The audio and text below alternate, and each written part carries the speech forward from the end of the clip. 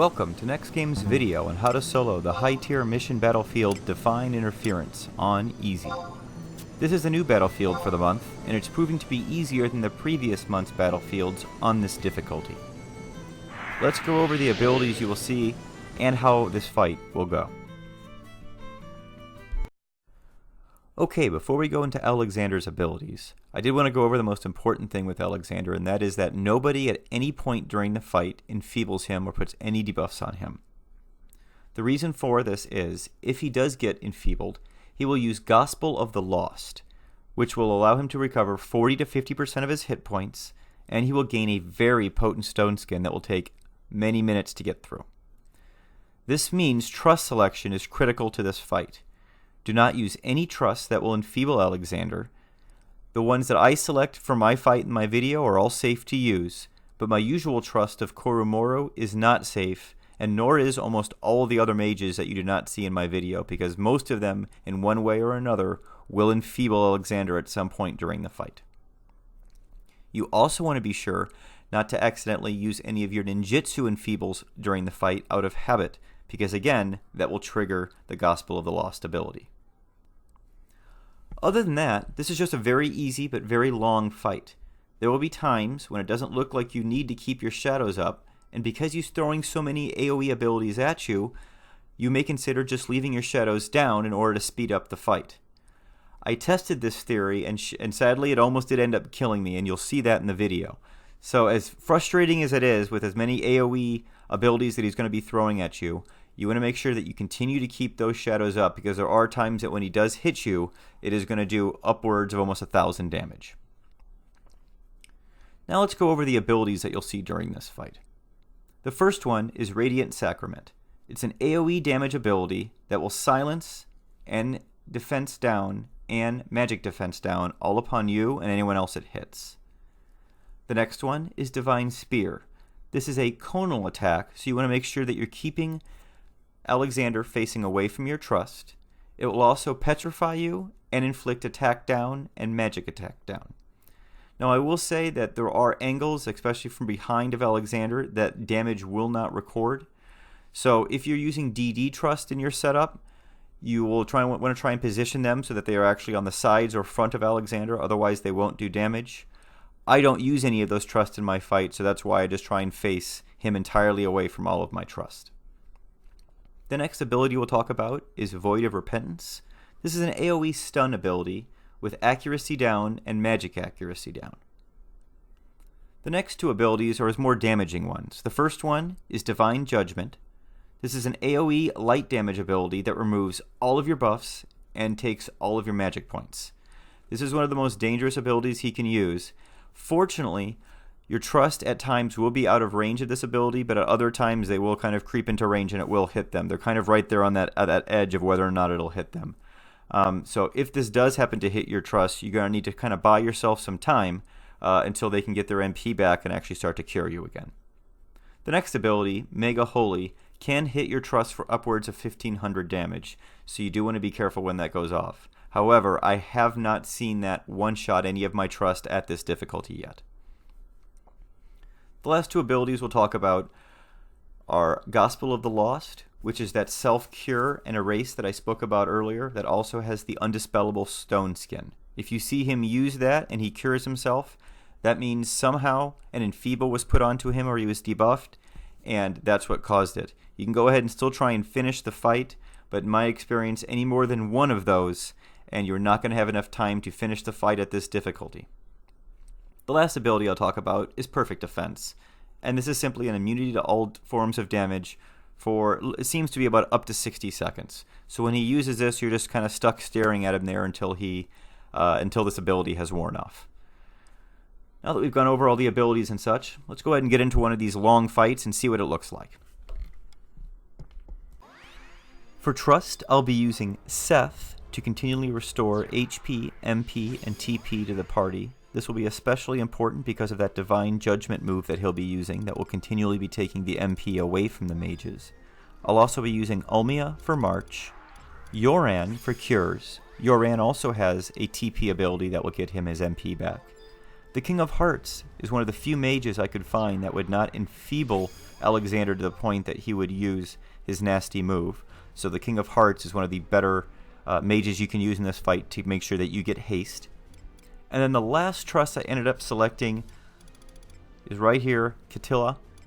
And I basically just selected that as because it was another one I could find that I knew wouldn't trigger Alexander's nasty move. And additionally, he gives me a nice attack buff, which I kind of do need to try and get past Alexander's defense. Let's see how this fight goes. Enjoy, everyone.